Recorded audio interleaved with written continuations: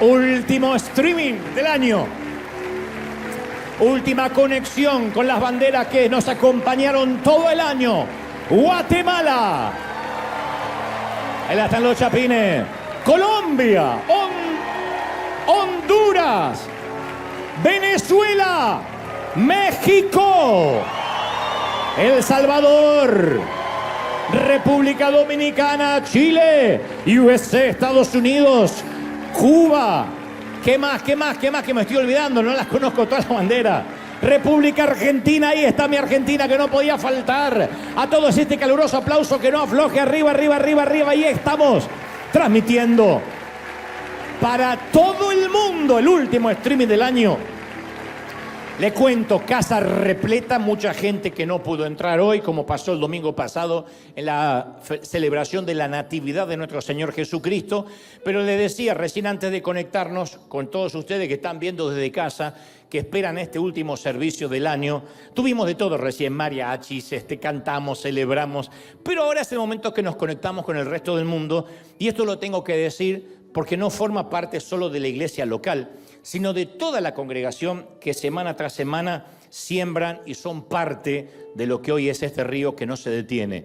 En el 2020 se declara oficialmente la pandemia, más especialmente a fines del 2019, de allí el nombre COVID-19, pero cuando comienza la pandemia y se cierran todos los edificios y se cierran los templos y las sinagogas y las basílicas, y estuvimos ese año, el año que vivimos en peligro, el año que estuvimos confinados, nosotros decidimos salir con una consigna, todos o nadie, íbamos a volver cuando pudiéramos volver todos.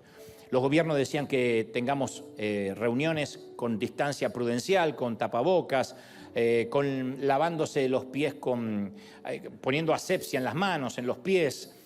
Nos decían que los ancianos y los niños no podían entrar y dijimos todos o nadie, esa fue la consigna. ¿Volvemos todos o no volvemos nadie? No podemos dejar nadie afuera, nadie deja a nadie en la familia afuera. Nadie dice, bueno, la abuela ya se está por morir, bueno, ese niño vino de casualidad, no lo estábamos buscando, déjalo fuera. No, de manera que dijimos todos o nadie, y además salimos a bendecir, a sembrar. No teníamos mucho, no éramos una iglesia millonaria, pero vaciamos todos los recursos, los sacamos del banco en marzo del 2020 y dijimos, vamos a enviarlo. Si vamos a morir, muramos con dignidad, muramos dando. Teníamos para sobrevivir 2 meses con la iglesia cerrada. Porque al no haber feligreses que vienen, al no haber gente que siembra, no sabíamos si esto podía continuar o si la gente iba a seguir enviando su semilla. Así que vaciamos las cuentas, las enviamos al mundo, empezamos a dar de comer y empezó esto que se transformó en la Gran Marea Azul, que ya lleva 4 años ininterrumpido y hemos enviado 44 millones de dólares al resto del mundo. Esa celebración y ese aplauso va para todos los que han sembrado, los que han dado. Alguien tiene que celebrar más que esos 44 millones de dólares. Es mucho. En la contabilidad que hicimos, es un poquito más en realidad, un puntito más, pero parecemos un número redondo, son 44 millones de dólares que se han enviado en 4 años a todo el mundo, y esto es en Cuba, Colombia, Honduras, Dominicana, África. A veces me dicen, no nombraste tal país, pero no es solo nombrarlo, es ayudar, hemos ayudado a todos.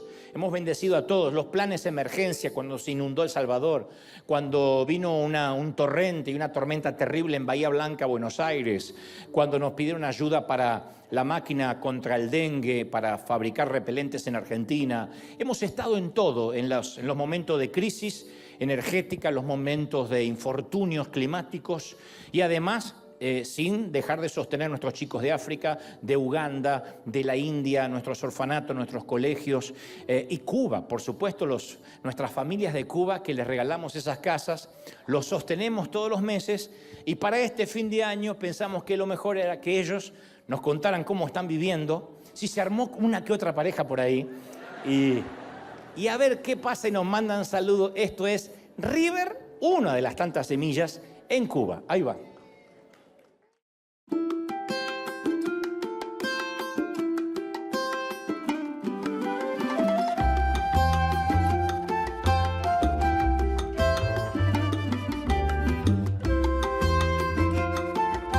Gloria a Dios. Hay espagueti también. Aleluya. Ay, Señor.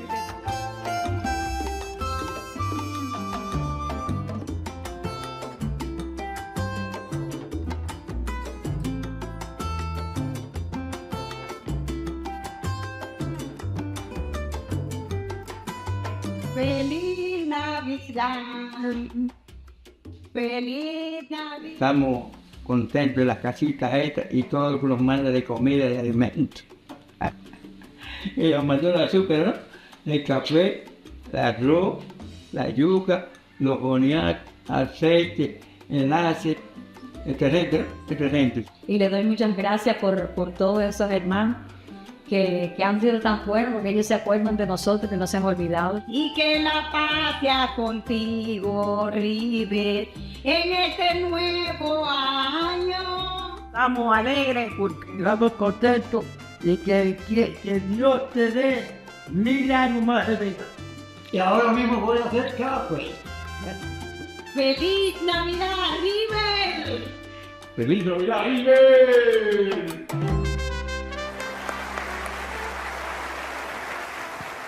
Un saludo enorme. Un saludo enorme a todos a todas esas queridas familias de Cuba que obviamente son nuestra familia también, como nuestros chiquitos de Uganda que vimos el domingo pasado. Así que les mandamos un saludo enorme e insisto, gracias por tu siembra, gracias por tu semilla y a los que sembraron durante todo el año. Gracias, es un placer. ¿Estamos listos para lo que Dios nos va a hablar en el último servicio del año, sí o no? Aquí y en el mundo. Ayúdenme, hay mucha gente de pie, hay gente que no pudo entrar. Los chicos de Welcome Team, que nunca los tengo aquí sentados. Un placer, chicos. Un gusto, los tengo sentados en el piso.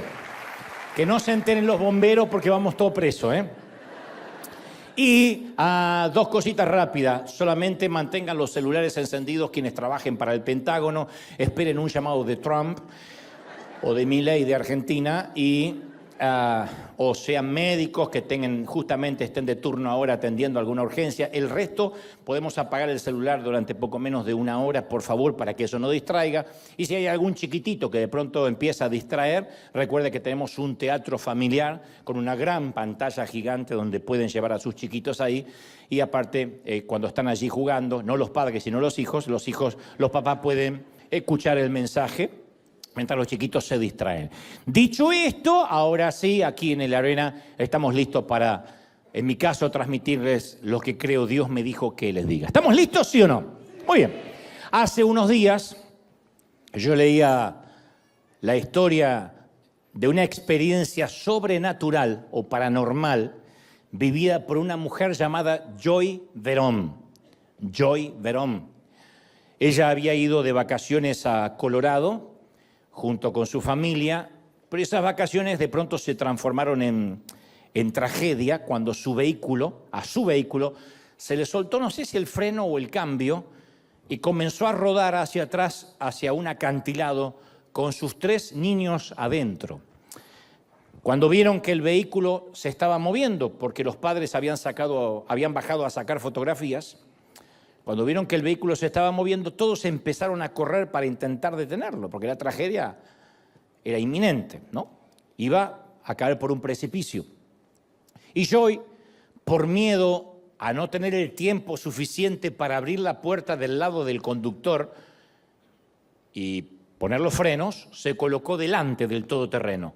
Por instinto materno se puso delante de la camioneta y al ponerse delante redujo considerablemente la velocidad como para que su esposo tuviera tiempo de subirse al volante y detener el vehículo y afortunadamente los niños obviamente sobrevivieron.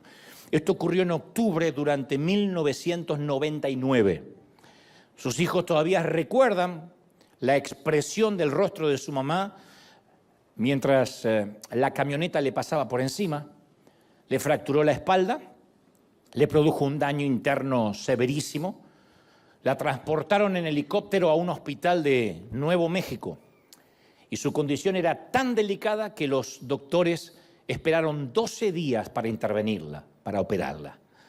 Salió de la operación 12 días después, obviamente, con una fiebre peligrosamente alta que no podían bajar y durante sus 7 días su temperatura subió y ardió sin control.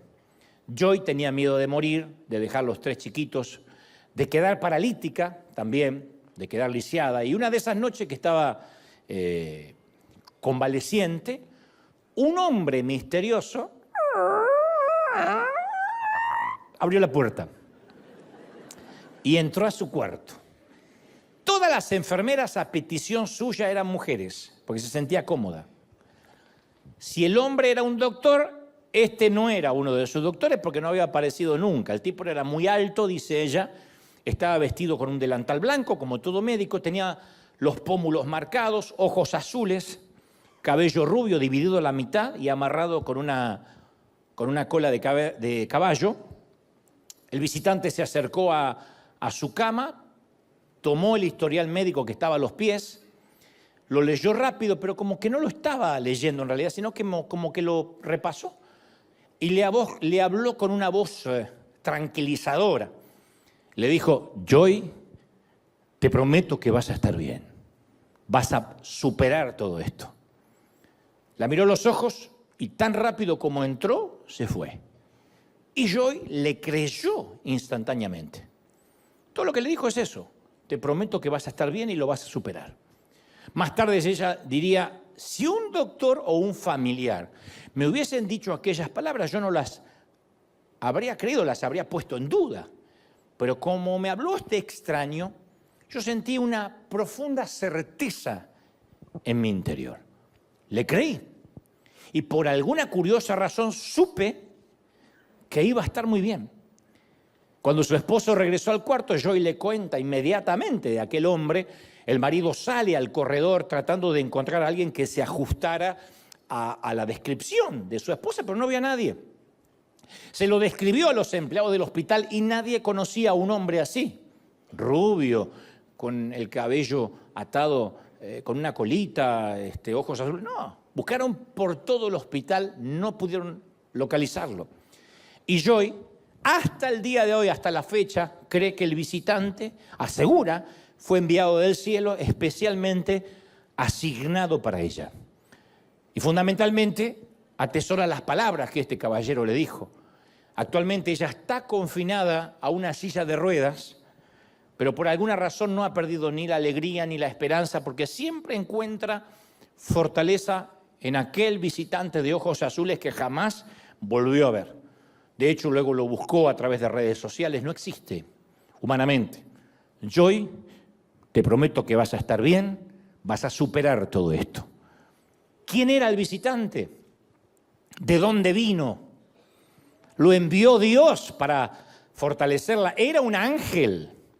¿Era el propio Señor? Lo que daríamos a esta altura del año por tener un encuentro cercano de tercer tipo, que no es lo mismo el encuentro con un tipo, eso es otra cosa, ¿eh?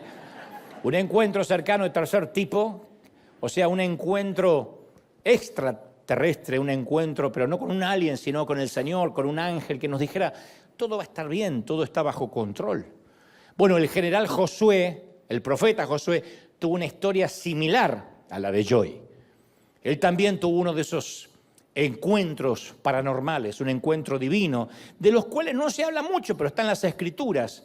Y lo tuvo, como Joy, en un momento muy oscuro, en un momento muy difícil, muy álgido de su vida.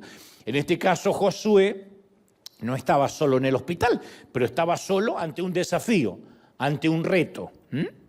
David tuvo a su Goliat, Elías tuvo a su Jezabel, Juan tuvo al Imperio Romano y Josué tenía ante él a una ciudad fortificada, levantándose como un titán entre los valles estériles al norte del Mar Muerto. Había unos enormes muros que rodeaban a la ciudad como una suerte de armadura fortificada. Era la ciudad que Dios le había dicho que debía conquistar. Había 2 círculos de piedra concéntricos que se elevaban un total de casi 13 metros del nivel del suelo. El muro exterior medía 2 metros de ancho por 4 metros de alto. Encima de ese muro había un segundo muro que medía casi 3 metros de alto. Una ciudadela custodiaba el extremo norte, un bosque de palmas muy denso, muy frondoso, de 12 kilómetros de extensión, de largo por 5 kilómetros de ancho, servía de barrera al este de la ciudad, y unas cuestas empinadas protegían el muro occidental. Así que había muros altos, laterales protegidos, Los hebreos habían peleado batallas en el desierto, pero siempre en su territorio, siempre bajo sus términos y siempre en valles abiertos. Hay un momento, haciendo un homónimo de esto, en que uno dice: yo estoy acostumbrado a ciertas batallas porque las he vivido a lo largo de mi vida. Pero a veces uno se encuentra como ellos, que nunca antes habían peleado contra una ciudad fortificada. A veces se encuentra en la vida, encontramos en la vida batallas nuevas. Peleas que nunca tuvimos antes, desafíos que nunca vivimos ni sabemos cómo se enfrentan. Y quienes vivían tras esos muros en los tiempos de Josué eran feroces, eran crueles, resistían todos los asedios, rechazaban a todos los invasores, eran los nazis de la Edad de Bronce, eran los tiranos despiadados de los valles de Canaán. Y Josué y sus soldados nunca habían enfrentado un desafío y un reto como este. E insisto con esta idea, tal vez hoy, a esta altura del año, tampoco nosotros hemos enfrentado ciertos desafíos y sabemos que se nos vienen. Sabemos que se nos vienen retos que no hemos vivido antes. Por lo tanto, hay que abrir camino, no podemos seguir la huella de nadie. Hay momentos en nuestra vida que uno está frente a un reto que no se parece en nada a un desafío que hayamos enfrentado antes, con anticipación. Y se asoma en nuestro horizonte como un Jericó enojado, imponente, fuerte, monumental, feroz, formidable. Consume nuestra mente, agota nuestras fuerzas, nos despierta, nos mantiene despiertos, no podemos conciliar el sueño ni el descanso. Esos problemas que lucen a veces impenetrables como muros antiguos y gruesos. Estoy hablándole a todos aquellos aquí y en casa que están ante el reto más grande de su vida. Y ese reto, ese muro, se interpone entre nosotros y la vida soñada, entre nosotros y la promesa, entre nosotros y la vida de victoria. Nuestro Jericó bien podría ser el miedo, puede que sea el enojo, puede que sea el resentimiento que no podemos pasar por alto, la amargura. Nuestro Jericó puede que sea nuestra inseguridad acerca del futuro. Hay mucha gente que llega a esta altura del año preguntándose qué va a hacer, cómo va a comenzar el año, cómo lo va a atravesar. Alguna culpa respecto al pasado, algún muerto, algún cadáver en el closet que no queremos que resucite o salga de ahí. Puede que nuestro Jericó sea nuestro negativismo, la ansiedad, la tendencia a criticar. Decimos, es que no puedo dejar de ver todo lo malo. Nuestro Jericó es cualquier actitud o mentalidad que no nos permite alcanzar alegría, paz, descanso. Decimos siempre para estas fechas que tengas paz, que tengas sosiego, que tengas afectos a tu alrededor, y a veces no tenemos nada de eso. Esos muros se interponen entre la promesa, entre los deseos de paz y nosotros. Y se levanta, insisto, como un ogro sobre el puente del progreso, sobre el puente del futuro. Y ese dique, esa muralla, bloquea, retiene todo lo que Dios tiene para nosotros, bloquea nuestro camino. Por eso, insisto, este mensaje va para los que sienten que llegan a esta altura del año con el camino bloqueado, con los caminos cerrados. Y al igual que José, podemos ver qué es lo que bloquea nuestro camino. Podemos ver las murallas. Al igual que José, también tenemos que enfrentarlo, no queda otro, no queda otra. Esa es la vida real, señores. Pero al igual que Josué, no tenemos que enfrentar ese muro solos. ¿Estamos de acuerdo? No hay que hacerlo solos. La Biblia narra que Josué acampa cerca de Jericó, cerca de esos muros, levanta la vista y ve un hombre de pie. Yo presumo que se despierta. La Biblia no dice a qué hora del día fue. Quizás fue, se me ocurre, 4 o 5 de la madrugada, porque lo puede ver. Ya estaba amaneciendo y lo ve con la espada en la mano. Él piensa que es un hombre muerto. Empieza a preguntarse cómo dejaron entrar a este tipo hasta donde yo estoy durmiendo. ¿Qué hace la guardia? Y cuando se le acerca el hombre con la espada desenvainada, Josué atina a preguntar, ¿eres de los nuestros o del enemigo? Si la respuesta era lo segundo, estaba frito. No tenía ni tiempo a agarrar una espada o defenderse. Y el visitante le dice, de ningún bando. ¿Eres de los nuestros o del enemigo? De ninguno. Y luego aclara, me presento ante ti como comandante del ejército del Señor. ¡Oh! Entonces Josué inmediatamente postra su rostro en tierra y le pregunta, ¿qué órdenes trae usted, mi señor, para este siervo suyo? El comandante en jefe del ejército del Señor le contesta, antes de hablar, quítate las sandalias de los pies, porque el lugar donde pisas es sagrado. El lugar que pisaba ahora Josué era sagrado porque el visitante lo estaba pisando. Josué lo obedece. La historia nos enseña que cuando Dios tiene que enviar algún comunicado directo desde el cielo, Él no está atado a una regla, no habla de una sola manera. Cuando Dios quiso hablar directamente con Abraham, se le apareció Él mismo a cenar con otras 2 escoltas celestiales. Para los que no conocen la historia, está allí en Génesis. Abraham le dice, vieja, prepara la comida, traje a Dios a cenar. Cuando quiso hablar con Moisés, lo hizo descalzar también frente a un arbusto ardiente. Y para captar la atención de Balaam, hizo hablar a un burro. Algunos sabrá cómo Dios le habló.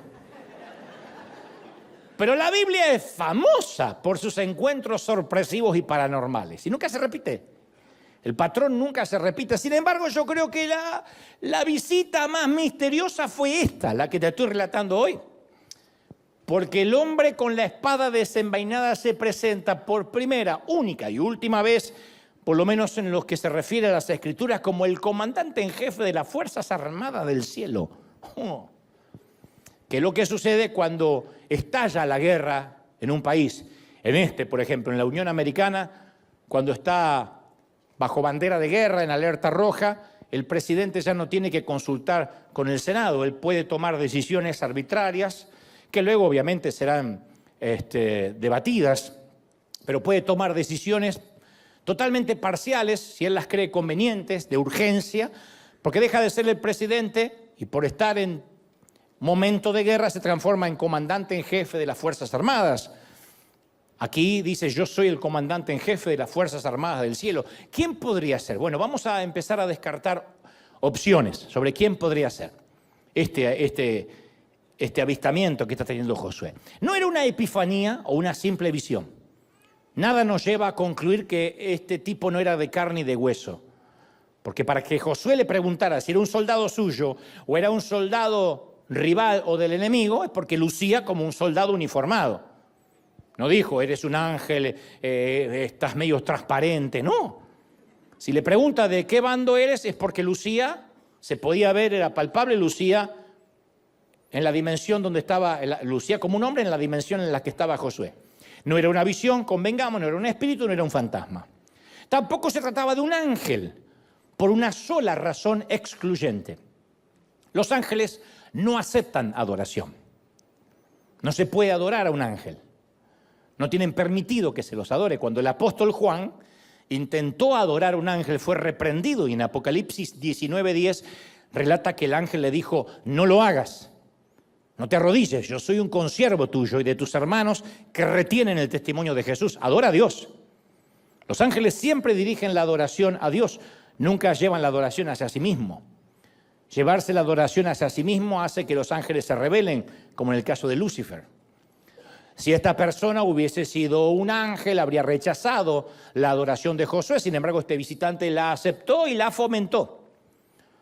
Lo cierto es que este visitante, convengamos, no era mortal. No era un ángel, no era una aparición. Esto nos deja una sola opción. Era Dios encarnado, era Jesucristo. Lo que Jesús hizo en Belén, lo hizo por Josué en Jericó. Se encarnó y visitó a su siervo. El comandante en jefe le habló a su general. Yo sé que esto nos puede resultar difícil de imaginar porque nuestro inconsciente religioso nos hace creer que Jesús no existía antes de la primera Navidad en Belén, que empezó a nacer a partir de que fue un bebé, pero Hebreos 13:8 afirma que Jesucristo es el mismo ayer, hoy y por los siglos, que ya estaba desde antes de la creación, ¿o no? Entonces, es un gran error restringir a Jesús en tiempo y espacio, y limitar su ministerio a 33 años de vida corporal en Palestina. Es una locura.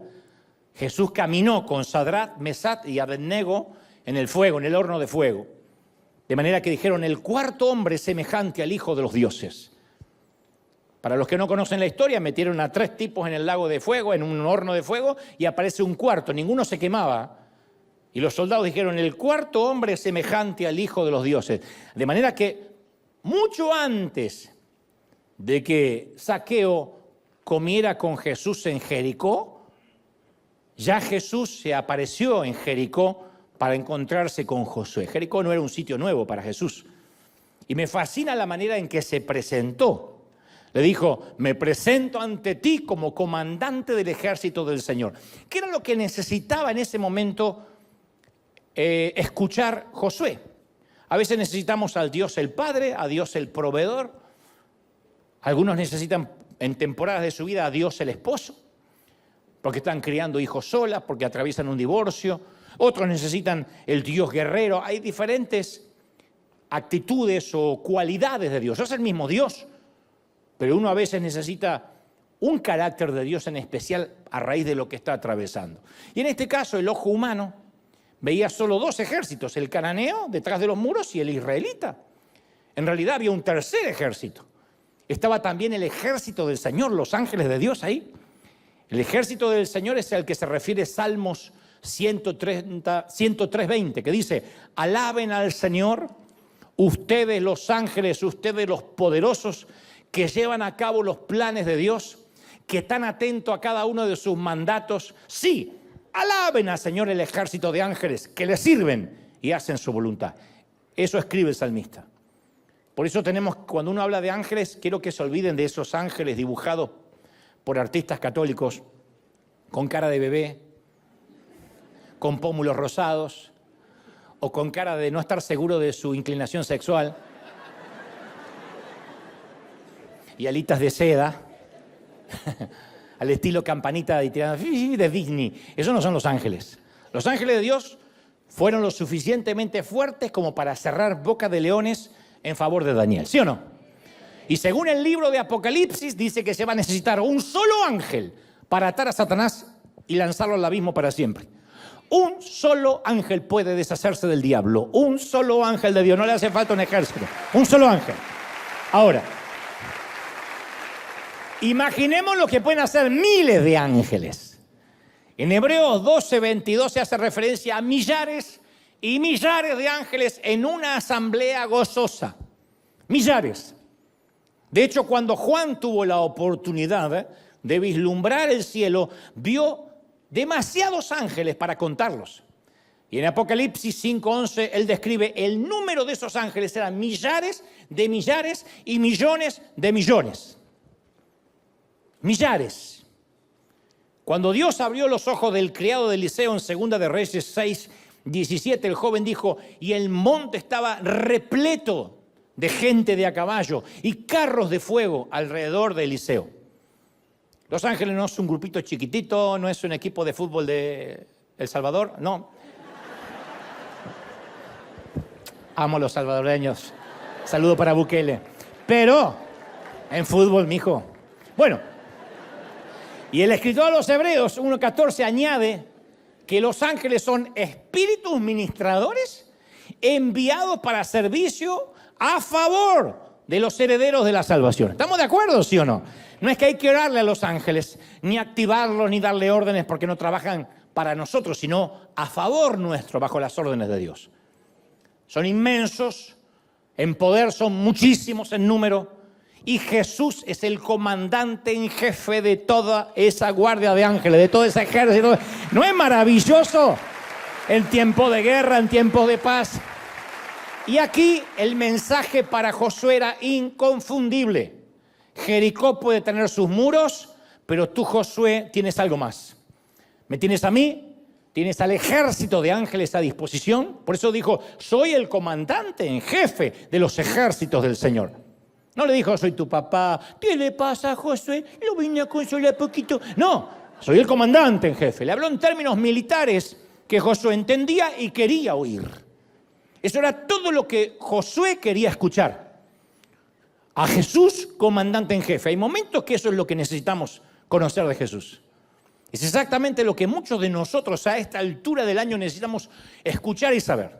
Hay momentos que necesitamos que nos apapachen, que nos mimen, que venga el Dios Padre, que venga el Dios Esposo, que venga el amigo, pero hay momentos que necesitamos al guerrero.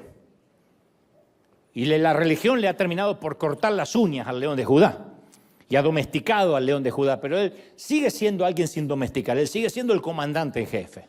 Entonces, en nuestra hora más oscura, en medio de las preguntas más profundas, el Señor de los millones, de los millares de ángeles, nunca nos va a abandonar para que peleemos una batalla solos. Estamos con el comandante en jefe de las Fuerzas Armadas. ¿Alguien lo cree, sí o no? Nunca vamos a enfrentar solos Jericó, nunca. Y esa fue la promesa que Dios le hizo a Joy en Nuevo México, en el hospital de Nuevo México, a Josué en Jericó, y esta es la promesa que hoy nos hace a nosotros el Señor. Y de alguna u otra forma, Él nos va a hacer saber que solo con levantar un dedo, millares de ángeles van a responder a su llamada. No estamos solos. Puede que a veces aparezca en forma de médico en un hospital, en forma de un santo comandante, o puede que nos hable a través de un simple burro argentino parlanchín como hoy. Pero nos va a hablar el Señor.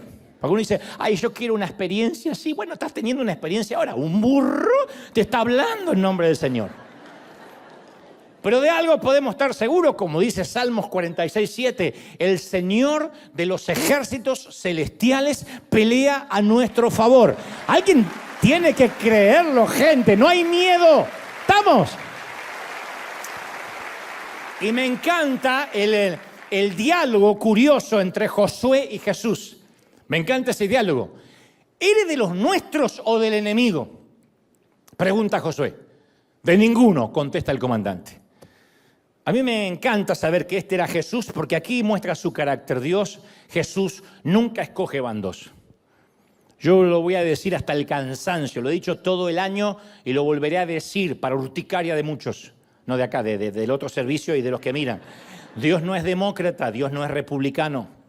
Dios no es católico, ni metodista, ni bautista, ni luterano, ni presbiteriano, ni episcopal, ni anglicano, ni adventista, y mucho menos pentecostal, ni de la Asamblea de Dios, ni de la cuadrangular. Él no está de un lado de la grieta como nosotros. Si los malvados cananeos, que desde hace mucho tiempo se hacían sus propios ídolos, se arrepentían, eran candidatos a su misericordia. Si Jericó se hubiese arrepentido, Dios los habría recibido. Dios no tiene bandos. Uno le pregunta al Señor de qué lado está, y la pregunta que nos hace a nosotros el Señor, o la repregunta que nos hace es, ¿estás enfrentando un reto a nivel Jericó? Tienes que saber que yo no tengo bandos, que yo no estoy de un lado y del otro, que yo no odio a algunos y amo a otros. Dios ama a todos. ¿Estamos de acuerdo? A todos. Digo, por si alguien dice, mi Jericó es mi suegra, mi Jericó es mi cuñado, mi Jericó es mi ex, estoy esperando que pague, que le salga un grano así en la nariz. No, yo no tengo ningún bando. Yo no voy a castigar a alguien para que esté contento.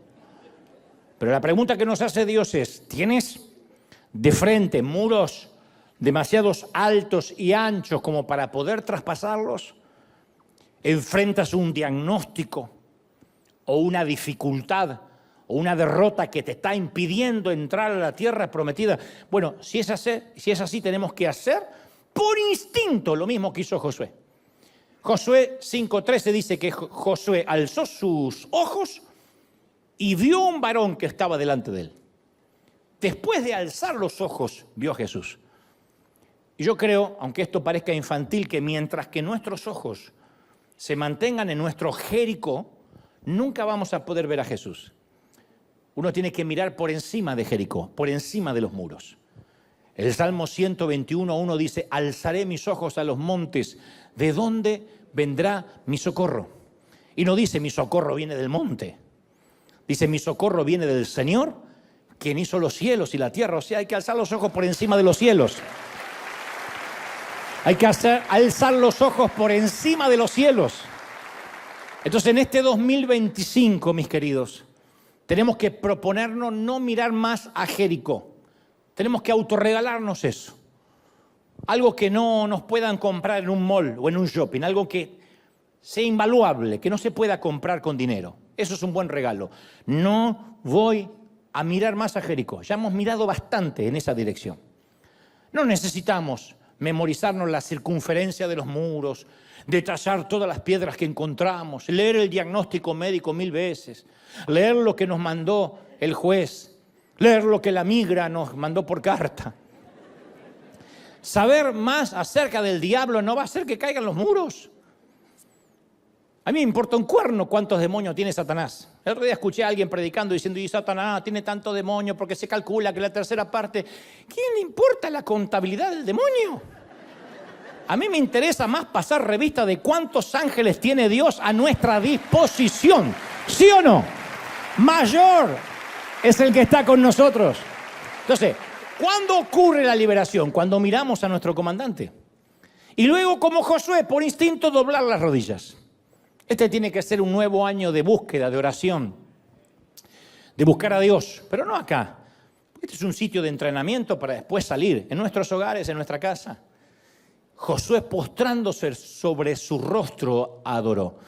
A ver, Josué es un general de 5 estrellas, gente. Cuando pasaba, lo saludaban 40,000 soldados. Su tienda era como el salón oval de la Casa Blanca. Un tipo con poder. A Josué lo admiraban unas 4 millones de personas. Sin embargo, ante la presencia de Dios, se postró sobre su rostro, se quitó las sandalias y adoró. Nunca seremos lo suficientemente fuertes, ni tendremos tanto poder como para algún día no necesitar adorar. El hombre más fuerte, la mujer más fuerte cuando está de rodillas, nunca cuando está de pie. La gente que no adora está imposibilitada de recurrir a un poder mayor que ella misma. La gente que no busca a Dios simplemente no puede disponer de ese ejército de ángeles. El corazón que no adora va a enfrentar a Jericó completamente solo. Por eso adoramos, no porque las canciones sean bonitas. Pero Dios nos ha hecho esta promesa en Hebreos 13:5. Nunca te fallaré, nunca te abandonaré. Y si hay alguien diciendo, es que yo hace mucho que no adoro. Bueno, el Señor dice, yo sigo siendo fiel, te estoy esperando todavía, ¿sí? Es posible que nuestro Jericó sea fuerte, pero cuando adoramos, Jesús es más fuerte todavía. Y nos lo demuestra. Entonces los muros de Jericó, a ver, eran impenetrables. Hasta el día en que Josué apareció claro. Hasta el día en que su ejército se puso en marcha. Impenetrables hasta el día en que los ladrillos se agrietaron y las peñas se rompieron. Impenetrable hasta el día cuando todo tembló, las piedras de los muros, las rodillas del rey y las mandíbulas de los cananeos. El fuerte impenetrable se topó con la fuerza imparable de Israel y la poderosa Jericó se desmoronó. Y esto es lo que hoy necesitamos saber, solo esto acerca de Josué. Él nunca derribó un solo muro. Los soldados de Josué nunca tuvieron que mover una miserable piedra. Sus hombres nunca desplazaron un solo ladrillo. Nunca echaron una puerta abajo ni removieron una sola roca. El zarandeo, la sacudida, el estruendo, el derrumbamiento y los muros lo provocó el comandante en jefe de las Fuerzas Armadas del Cielo con un solo dedo. Alguien tiene que decir amén. ¡Aleluya! Y ese comandante en jefe de las Fuerzas Armadas del Cielo lo hará también para nosotros. ¿Lo creemos? Entonces, para vivir en nuestra promesa de la tierra prometida tenemos que enfrentar nuestro Jericó. Número 1, a priori. Nadie dice que será algo fácil. La vida no es fácil. Vive lo suficiente y sabrás que hay muros continuamente, que la vida no son claros con alguna jungla de tanto en tanto. La vida real es una jungla con algunos claros de tanto en tanto. Nadie es feliz 7 días a la semana, 365 días al año. Uno va aprendiendo con la vida adulta que los momentos de felicidad son cortitos y hay que atesorarlo. Digo la felicidad plena, después está el contentamiento. Pero uno tiene que saber que esos muros están, son parte de la vida. Y cada nivel de herencia que Dios nos quiere dar exige un desheredamiento del diablo. Antes que el santo pueda entrar, Satanás tiene que mudarse. No pueden vivir los dos. Como digo siempre, si hace tiempo no te chocas de frente con el enemigo, lo más probable es que vayas en su misma dirección.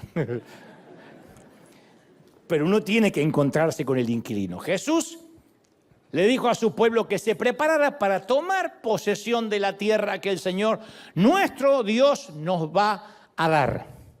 El verbo que se traduce como tomar posesión significa despojar, desalojar y ocupar. Despojar al enemigo de su fuerza, desalojar y ocupar. O sea, vencer a los inquilinos, sacarlos y poseer. Satanás no se va a retirar sin pelear. Esto no es pasen al altar, reciban la chiripiorca y la suegra se muda a Tanzania. No va a ocurrir. Él va a resistir. La suegra, y ahora vuelvo a Satanás, va a resistir. Va a intentar que retrocedamos. Pero no va a ganar, nunca. ¿Por qué? Porque Dios ya declaró que la victoria es nuestra. Satanás fue derrotado y desdentado, no tiene dientes, en el Calvario. Y un detalle que no es menor, la Biblia narra, pero el Señor le dijo a Josué, este comandante en jefe, te he entregado Jericó a su rey y a todos sus guerreros fuertes. No le dijo Josué, toma la ciudad, tómala. No. No le dijo Josué, recibe la ciudad una vez que pelees. O trata de lograr si ganas o no ganas en mi nombre. No. Le dijo, recibe la ciudad que yo ya he tomado. Yo ya te la entregué. O sea, Josué nunca entró con la esperanza de que quizá podía ganar. Él sabía en ese encuentro sobrenatural que ya había ganado. Dios no dice, Dante, rompe con tu vicio. Él dice, Dante, yo ya he roto los vicios de tu vida. Recibe la bendición de mi victoria. Solo recibe lo que ya te di. ¿Alguien lo está recibiendo, sí o no? Y nosotros estamos esperando que nosotros vamos a mover el muro. No lo vamos a mover. La pregunta no es si venceremos, sino cuándo venceremos. La vida siempre va a tener, insisto, retos y desafíos. Pero los problemas nunca tienen la última palabra. Los muros de este año, que se está terminando del 2024, no son necesariamente, quiero que escuches esto, muros que te tienes que llevar para el año próximo. Yo sé que hay gente que viene aquí o escucha esto o mira esto por streaming y recibe una palabra de aliento, quita las cargas y cada domingo va creciendo un poco más. Pero después está el otro que toma esto como una tregua. De hecho, hay gente hoy que quizás esté hoy tomando esto como una tregua. Ay, por 2 horas no pienso. Entonces llegan con el bolso así, tiran acá y adoran. Cuando yo digo, chao, hasta el domingo que viene, agarran la bolsa y dicen, bueno, me voy otra vez. 2 horas, ¿por qué? No dejan la basura ni las cargas a los pies de la cruz. 2 horas, descansan. Y hay gente que tiene la costumbre, o tenemos la costumbre, me incluyo, de ser unos Jericó crónicos, de tener unos muros que arrastramos año tras año.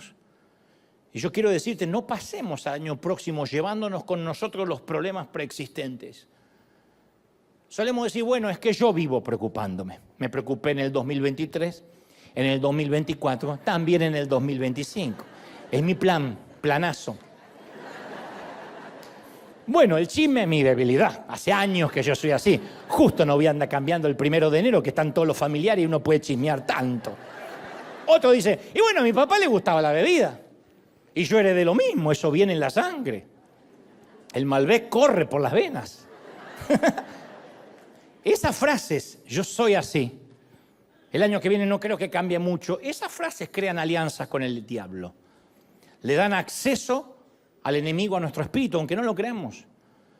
Yo debo confesar con vergüenza que la mayoría de mi familia ha vivido, y yo también cuando era más chico, del resentimiento, del hablar mal unos de otros. Eso era muy común entre los Goebbels y los Stokely. Stokely es mi mamá, Goebbels es mi papá. Y por alguna razón eso fue fomentado por mis padres. No estoy hablando mal de ellos, están en la presencia del Señor, pero ellos fomentaban eso de que se iba un hermano y se hablaba mal de ese, y se hablaba mal de la cuñada y de la nuera. Y supongo que ellos lo habrán heredado de los abuelos, porque no es un demonio que un día vino. Yo nací y ya eran chismosos. Así que si el demonio vino, vino antes. Y yo también. Y esos muros de resentimiento, de chisme, se han levantado durante décadas y décadas entre los Goebbels. Los Goebbels están todos divididos. Hoy somos adultos y cuesta mucho juntarnos. Yo tengo más primos que cabellos en la cabeza. Mira si tengo primos, sobrinos que no conozco, hijos de mis hermanos que no conozco. Soy tío abuelo, tal vez por eso, porque no quiero que me digan tío abuelo, no los quiero conocer. Pero estamos todos divididos porque el núcleo se dividió. Porque nunca tuvimos un papi y una mami que dijeran, no te voy a permitir hablar mal de tu hermano. En esta casa no se habla mal de los hijos de nadie, no se habla del tío, no, se hablaba de todos. Y además se hablaba de la iglesia, se comía pastor. Nosotros fuimos los primeros en comer tacos al pastor antes de ser mexicanos.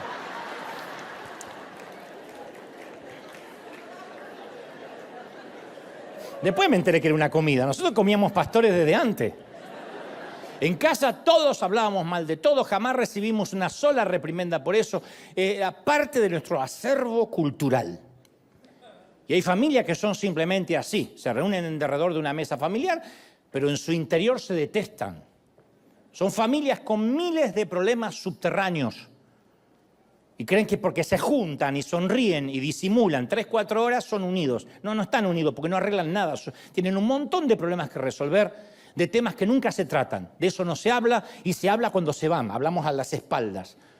Y se sacan las fotos para Instagram porque creen que eso es estar unido y dar testimonio. Eso no mejora con los años, empeora. Si eso no se saca de raíz. Hace unos meses un pariente mío ofreció una entrevista de 1 hora hablando mal de mí, después de años.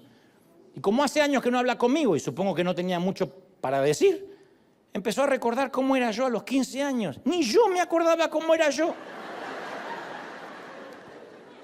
Alguien me acercó a la entrevista, yo no lo podía creer. Años de resentimiento. Y en algún punto lo comprendo, yo no me puse enojado. Yo dije, claro, porque eso viaja por los genes. Hay un placer morboso en hacer eso. Eso se lleva en la sangre y por eso desde hace muchos años yo he tomado la decisión drástica, aunque muchos no la puedan entender, yo he decidido que yo no quiero ser como esa parte de la familia, no quiero tener esa parte en mi sangre. Yo dije, por eso no tolero el chisme.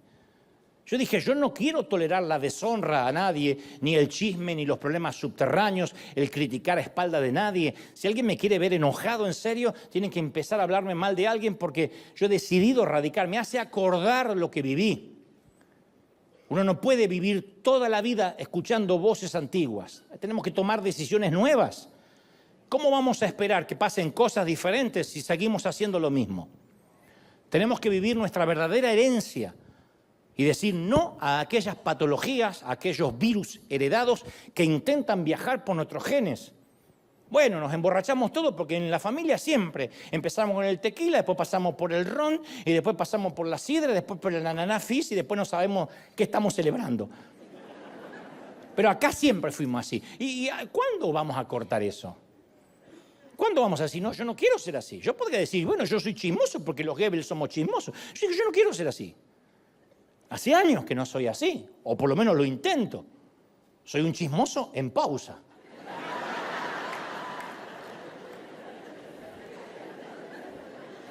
Eso es muy bueno, saber qué es uno en pausa. Yo cuento siempre que entrevisté en este mismo stage a un rockero en mi programa de televisión y le dije, me enteré que hace muchos años tuviste problemas con el alcohol. Y me dijo, no, yo tengo problemas con el alcohol. Ah, pensé que eso era pasado. Me dice, no, yo soy alcohólico. Opa. Le digo, ¿y qué valentía de decirlo? Me dice, sí, aunque hace 30 años que no bebo. Hace 30 años que me mantengo seco. Pero soy un alcohólico. Cualquiera que no bebe de hace una semana dice, yo ya no bebo más, hace como una semana. Este hace 30 años dice que es alcohólico.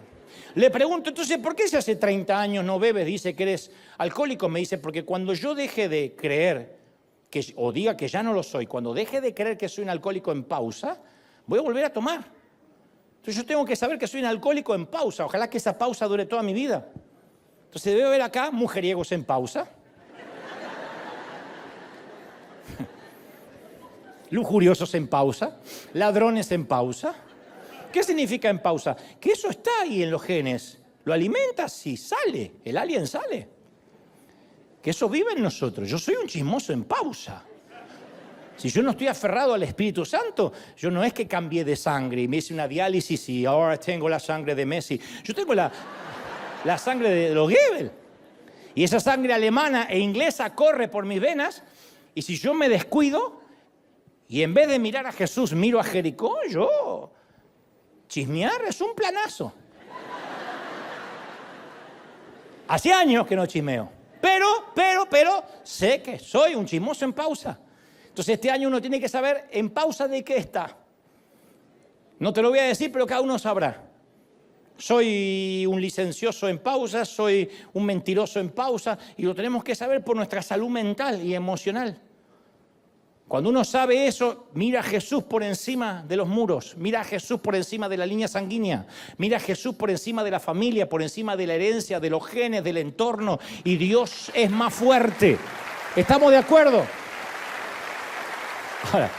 Ahora, puedo imaginar a Josué diciéndole a la infantería, llegó el momento de tomar Jericó. Y uno de los oficiales responde, entendido, señor. El escuadrón 1 ya tiene listas las escaleras y cuerdas. Escuadrón 2, preparado para escalar los muros. Escuadrón 3, lanzas afiladas y espadas pulidas, señor. Escuadrón 4, esperando órdenes sobre cuál flanco atacamos primero, señor. Eran gente de guerra. Josué mira y les dice, nada de eso, hay una estrategia distinta hoy. Y acto seguido detalla el más extraño de los ataques. Carguen el arca, que carguen el arca del pacto del Señor. Que 7 de ustedes lleven trompetas y marchen frente a ella. Luego ordena a los soldados que marchen delante y detrás de los sacerdotes. Y les pide a los sacerdotes que suenen las trompetas mientras marchan alrededor de la ciudad una vez al día. ¿Qué le ordena al resto del pueblo? ¡No griten! Ni siquiera hablen. Que no salga una sola palabra de la boca de ustedes hasta que yo les diga que griten. Espera. ¿De verdad? ¿Un combate sin cuerpo a cuerpo? ¿Sin espadas centelleando, lanzas volando, gente escalando, arietes o catapultas asediando? ¿De verdad? Josué, ¿son los sacerdotes, cuernos de carnero, marcha y silencio? Híjole, no manches, Josué.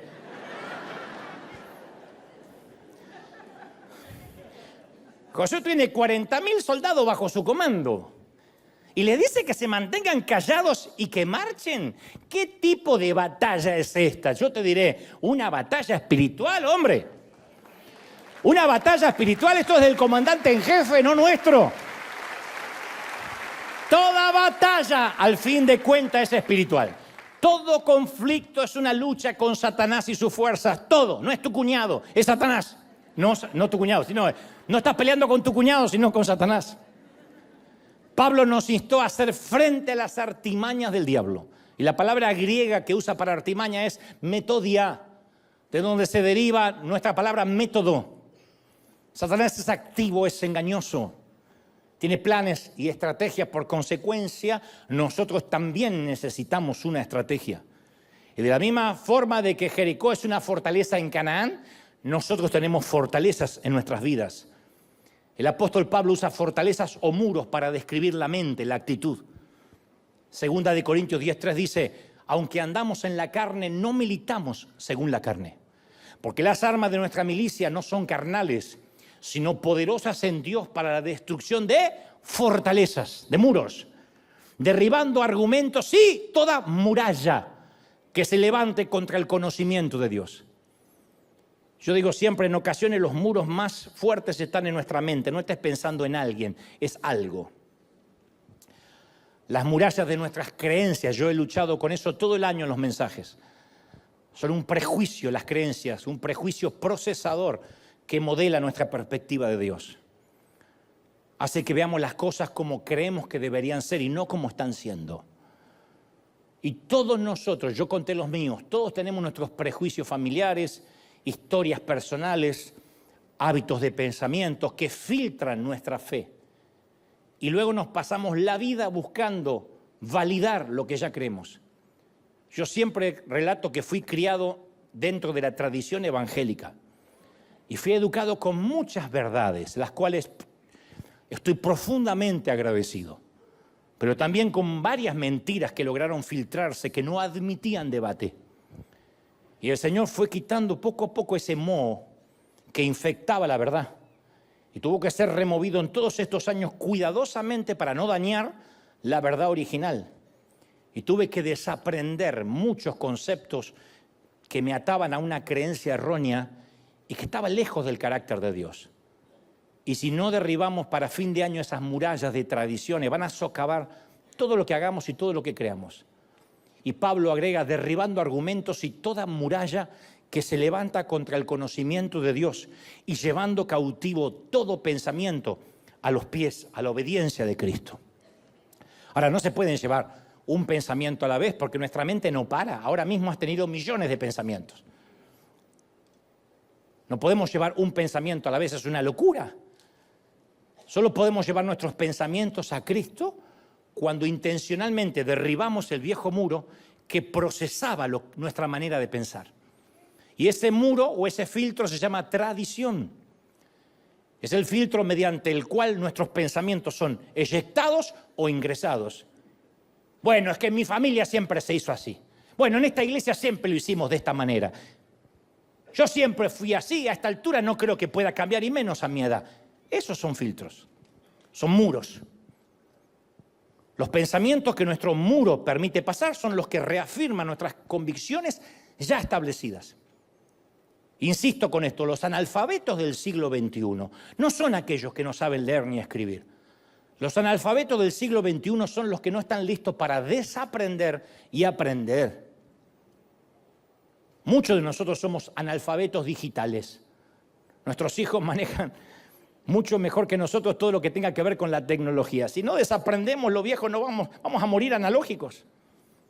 Y esto en términos espirituales es, mitad del crecimiento espiritual consiste en edificar, pero la otra mitad consiste en derribar. Tenemos que decir, Señor, quiero terminar este año derribando muros de religión. Todos nosotros anhelamos ver nuestras fortalezas derribadas y convertidas en escombro para siempre. ¿Sí o no? Anhelamos ver a Jericó en el suelo. ¿Cómo ocurre? ¿Cómo ocurre? Manteniendo a Dios en el centro. El arca del pacto es el símbolo de la presencia del Señor y Josué la puso en el medio, en el centro de la procesión. Todo orbitaba alrededor de Dios. Y luego hizo sonar el cuerno de carnero. Los hebreos usaban dos instrumentos, la trompeta de plata y el cuerno de carnero. La trompeta de plata se usaba para convocar el pueblo. El cuerno de carnero celebraba la batalla ganada. Cuando Abraham mostró su disposición para entregar a su hijo Isaac, Dios lo detuvo y proveyó un carnero. El carnero nos recuerda la generosidad de Dios. Dios le dio a Abraham un carnero de liberación. Dios le dijo a Josué que llenara el aire con sonidos de victoria. Cuando el pueblo escuchaba el sonido de carnero, decía, la batalla ya está ganada. Todavía ni habían entrado, pero decía el cuerno, la batalla ya está ganada.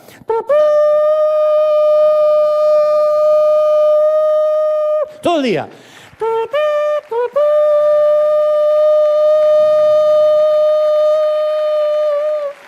Eso era, ya ganamos. Y le dijo a la gente, y manténganse callados, no digan una palabra, nada de cháchara, nada de presentar crítica, nada de queja. Menos mal que no eran hispanos los hebreos. ¿Cuál fue la orden del Señor? Mantengan las trompetas sonando y la jeta cerrada. Imagínate la reacción de los cananeos mientras el ejército de Josué marchaba alrededor en silencio. El primer día se burlaron de los hebreos. El segundo día se mofaron otra vez, pero ya no tan alto. El cuarto y el quinto día el enemigo ya estaba en silencio. que estaban tramando estos hebreos.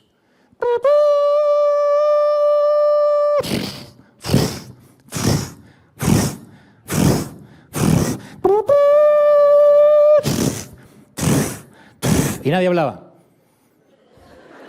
El sexto día, los cananeos comenzaron a tener pánico y ansiedad.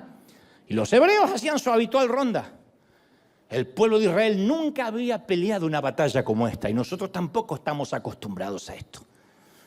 Pero en este nuevo año tenemos que usar la misma estrategia de Josué. En primera instancia, recordar que Dios está en el centro de nuestra marcha, en medio de nuestra procesión.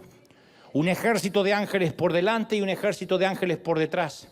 No marchamos con la esperanza de una victoria, sino con la certeza de una victoria aplastante, absoluta. ¿Están conmigo? Aprendamos, como Israel, a cerrar la boca. Ahora, cuando cualquier otro pastor te diría, voltéate al que está a tu lado y dile, aprende a cerrar la jeta, hijo. Pero como soy un tipo culto y educado, no te lo pediré, pero imagina que alguien te lo está diciendo.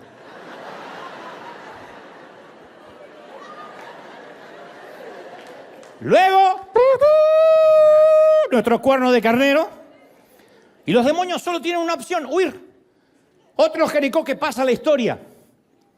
Santiago 4:7 dice, háganle frente al diablo y huirá. Háganle frente. No dice peleen, háganle frente. Y huirá. Él va a huir, él debe huir, él tiene que huir. No hay lugar para él en un sitio donde se adora a Dios.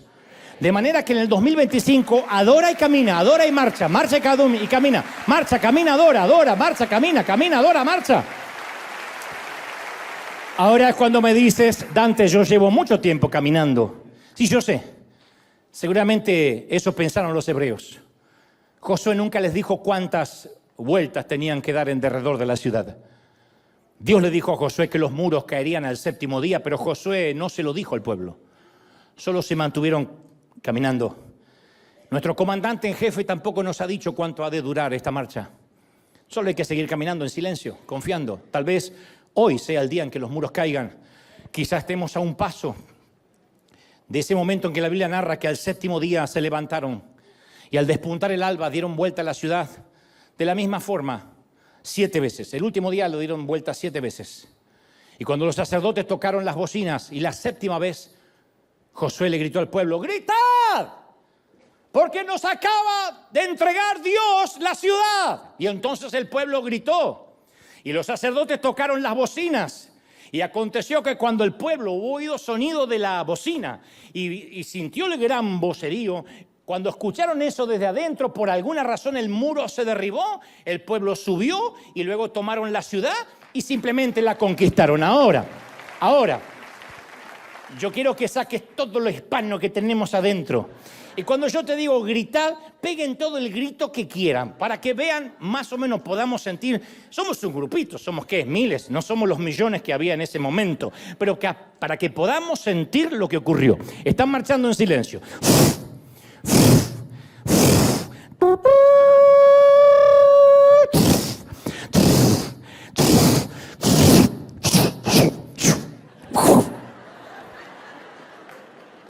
¡Grita!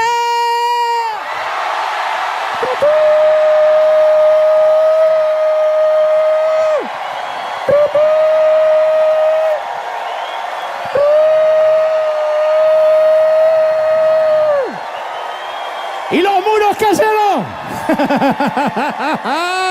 Alguien tiene que celebrar por ese Dios que pelea por nosotros, gente.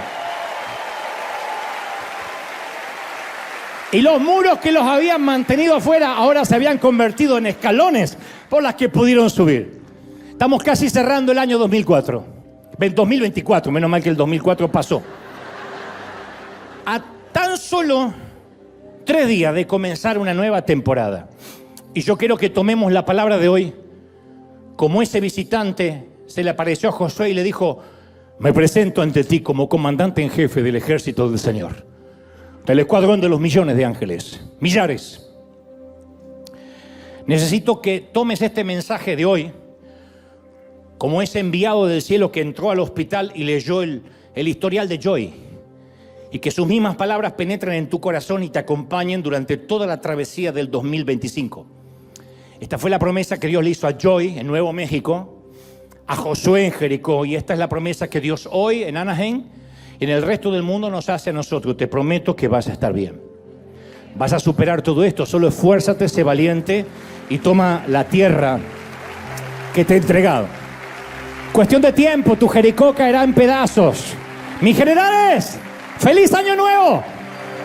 ¡Feliz año nuevo! A celebrar que el Rey lo ha hecho otra vez. ¡Aleluya! Vamos, dale un aplauso grandioso al Señor de señores, al Rey de reyes. Generales, River, Arena, comandante. Vamos, que los muros caen, la enfermedad cae, la tristeza cae. El enemigo cae, el Señor lo está haciendo otra vez. Alguien tiene que celebrar más que eso. ¡Wow! ¡Wow! Todos. Se va a cerrar el año en victoria. Bendito sea Dios. Levanta tu mano conmigo al cielo. Señor, gracias por este momento. He transmitido, Dios, y aquí el resto del mundo, el último mensaje del año. Y lo que creo has puesto en mi corazón sin agregar ni omitir. Lo que creo es tu revelación para este día. Señor, bendícenos ahora. Imprime en nosotros una doble porción de tu Espíritu. Llénanos y danos nuevas fuerzas para este año. Y ahora los que están oyendo, me encantaría que reciban esta bendición. Que con temor y temblor traigo de parte del gran comandante en jefe de las Fuerzas Armadas, de los millares de ángeles del cielo. Te bendigo para el nuevo año, para cerrar este año y comenzar el próximo. Declaro que los últimos días, las últimas horas de este año serán benditas para comenzar un enero 2025 en mayor victoria todavía. Que no te olvides del grito de guerra y que los muros han comenzado a caer. Que no tienes que pelear tu pelea, dice el Señor. Estate quieto y ve que yo soy Dios. No tengas temor, no tengas miedo. Yo peleo tus batallas, dice el Señor. Yo soy el que derriba tu muro, mueve tus ladrillos y tira abajo cualquier fortaleza.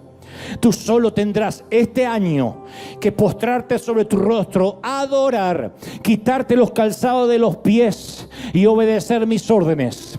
Silencio, mi presencia en el medio de tu procesión. Toca alabanza y toca adoración de victoria. No ores pidiendo que te bendiga. Dile, Señor, me has bendecido. No ores que te entregue la tierra. Dile, Señor, gracias por la tierra. No son trompetas de plata la que ordeno, sino cuernos de carnero. La victoria ya ha sido ganada. Empieza a celebrar. Empieza a celebrar. La victoria es tuya. La victoria es tuya. La victoria es tuya. Te bendigo en el cuerpo, en el alma y en el Espíritu. Amén y amén. Gloria a Jesús. Dale ese aplauso al Señor.